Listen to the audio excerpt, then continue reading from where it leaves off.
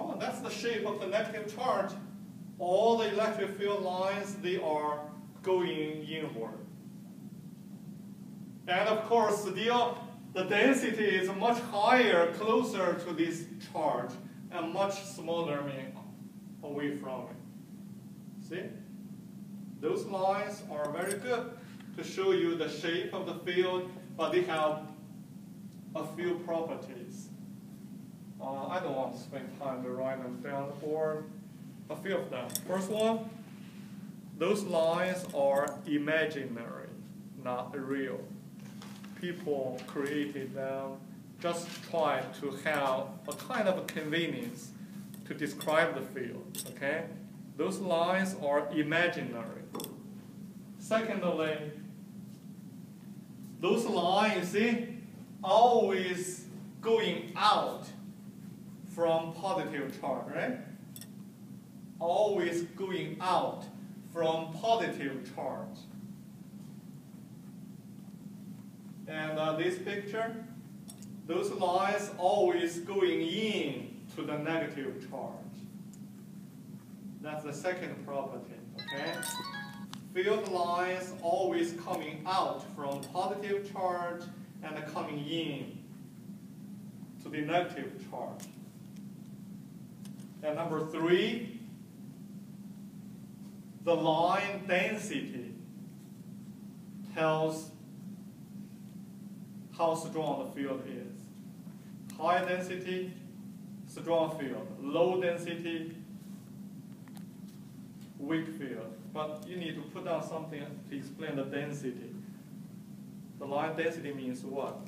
Number of lines per unit area or per unit volume for 3D. Okay? It's 3D.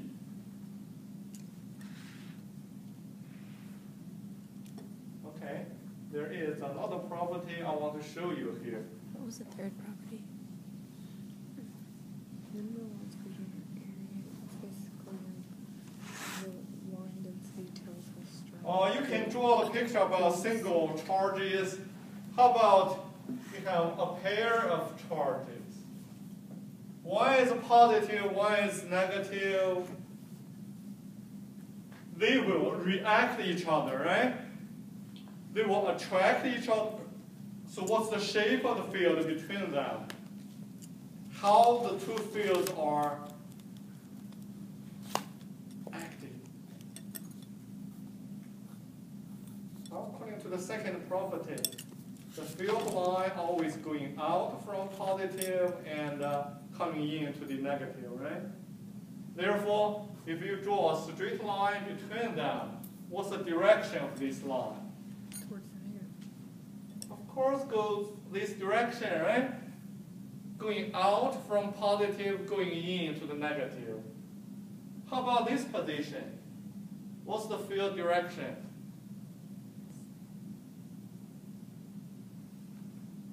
Is that a test charge? You put a positive test charge, this will push it, right? Yeah. And how about this? It's going to draw it in. Attract. Will attract it. You have two directions like that. And that's two vectors. Can you add them up? Sure. Oh yes, just do a parallelogram, right? That's the direction at this point. How about this point? Repel here, attract here. Then you do another parallelogram, you have this one, right? You can continuously doing this. Okay, finally you end up. And this position is going this direction. Now this point going this direction, this point going this direction, this point this direction, okay. You see? Then finally you connect them together, all the points. You have a single line like this. Or if you have such a thing due to symmetry, you must have another line which is going this way, right? Okay, therefore you will have a line here like this, a line here like this, and very easily you have a whole picture about the lines.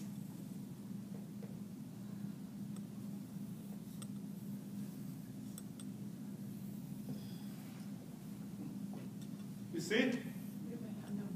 You got a 3D picture about a pair of charges. I had a question like that on the MCAT. I've seen that was on there. So, Okay, so they change. MCAT just challenge you on basic things. yeah. They don't ask very, hard questions. No, they don't. But Good. the more basic, the harder to answer. Mm. That's the truth. Okay? Very hard problem, relatively they are easy. But the more basic, the harder to answer. Okay? You see, you have a picture. If you want, you can draw more lines. And if you push the magnet into the small device I just introduced to you, it looks exactly like that. All the tiny metal pieces, they are aligned very well like this, exactly like this picture. And a lot of textbooks on the cover page, yeah, you got that. Okay? Okay, that's a pair. One positive, one negative. How about two positive? You have one positive here, another positive here. How? This one generates a field, this one generates a field. Is that possible that you have a line between them? This one going out, this one also going out. Therefore, it's not possible to have a line like that, right? Not possible. Okay. So how are you going out? This one going out this way, this one going out this way. Can they cross over each other? No, they are pushing each other, right? Therefore, the real truth is this one going bending, this one bending, this one going bending, this one bending. They never touch each other. They are pushing each other. See? That's the shape of this pair. They are all going out.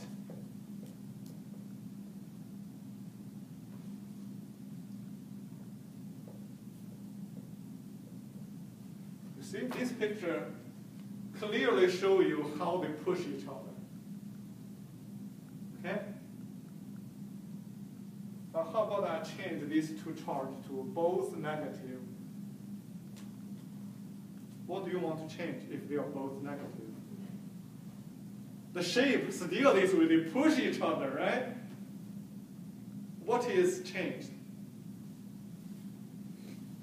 They are both negative, therefore you have to reverse the direction, right? The field line always goes into negative, therefore you need to reverse direction. But the shape remains the same. Okay? Alright, so if you know this idea, you can do a lot of things. I'm sure I can let you do one experiment exactly this. It's called electric field mapping. Probably that will be the first experiment that we will do next week. Okay? Alright. So far, what we learned. Basically, 4 things. One is the 2 concepts. You are already very well on them, right? And second thing is the definition of the field. And third thing is the direction of the field. The fourth thing is electric field lines. You have 3 properties already on the lines, right? There is one which is the last one. The lines are not closed lines. They stopped at negative charge. Never make a loop, okay? Never make a loop. If they make a loop, you'll be in big trouble. We talk about this later when we discuss the magnetic field. Okay, magnetic field lines, they are closed loops. Therefore, we have big trouble there. What is the big trouble? You have a magnet, right? N pole, S pole, right? Somebody said, cut it at the middle. You have single N pole, single S pole, right? If that's funny, well, that's funny. Not possible. If you cut them at the middle, one of the small piece become another magnet. Still NS, right? If you cut it in half again, still NS. Somebody said, okay, I can continuously cut it until I can't. So where you end up? Where you cannot cut it in half? Atom. Can you cut atom in half? No. Therefore, the so-called magnet is basically a what? A single atom. But if you call it a magnet, that atom must be specialized. Now, how special it is, well, we talk about that later, okay? But for electric charges, and there's no such a thing. You can cut the charge as small as possible, unless the bottom line is E, right? 1.6 times 10 to the negative 19. You cannot go any farther right there. That's the smallest unit, okay? All right. Now I want to tell you another thing, which is the most important one. Right now we have learned two equations. One is Coulomb's law.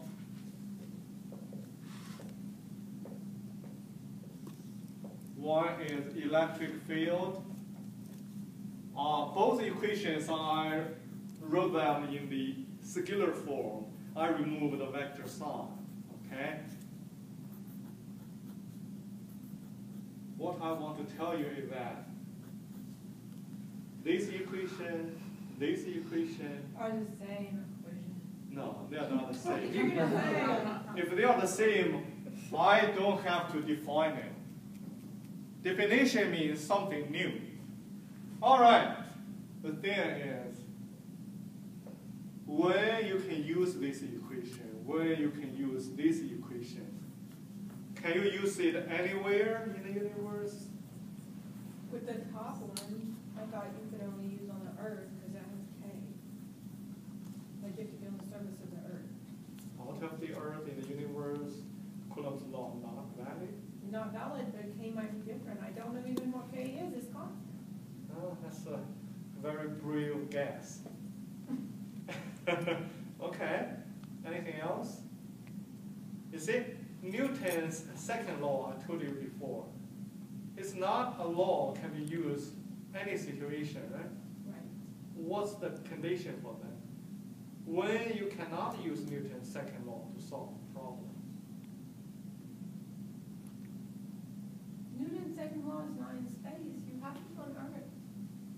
No, Newton's second law works everywhere in the universe. No matter it's on the Earth, on the moon, on other stars, it works good, very well. But earlier the condition, right there, Newton's second law failed. And that's why Einstein proposed relativity. So therefore, what's the limit for Newton's second law? Speed of light. Yes, exactly. If somebody is moving so fast, close to speed of light, Newton's second law failed. Yes. It will produce a wrong solution.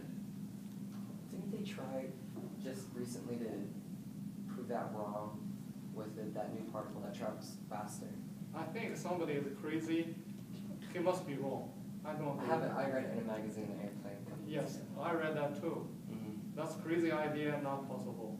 Just like a few hundred years ago, some people want to make a machine which can run forever without consuming any energy. Yes. This will That's never not happen. possible. Okay? The thing is, when this equation cannot be used, When we exceed the speed of light.